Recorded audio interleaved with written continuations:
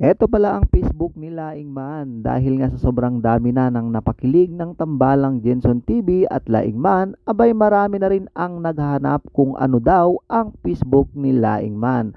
Abay matutuwa ang lahat ng mga supporters at sumusubaybay kay Laing Man dahil sa wakas ay mayroon na itong cellphone sa tulong ni Jenson TV. Hindi magtatagal, pwede ngayon, bukas o mamaya ay mayroon na itong sariling Facebook account. Kasabay-sabay nating hihintayin ang mga susunod na kaganapan at pangyayari sa buhay ni Laing Man at ni Jenson TV na nagpakilig ng maraming tao sa isang linggo lang nilang pagsasama.